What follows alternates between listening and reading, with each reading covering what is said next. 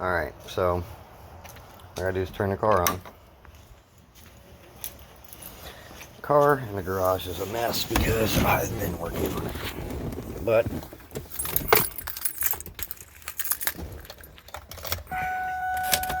everything fires up from the key. You see the MSD lights on. And then we got the nitrous control.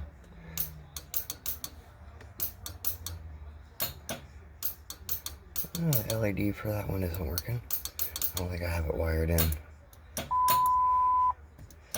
then the fog lights.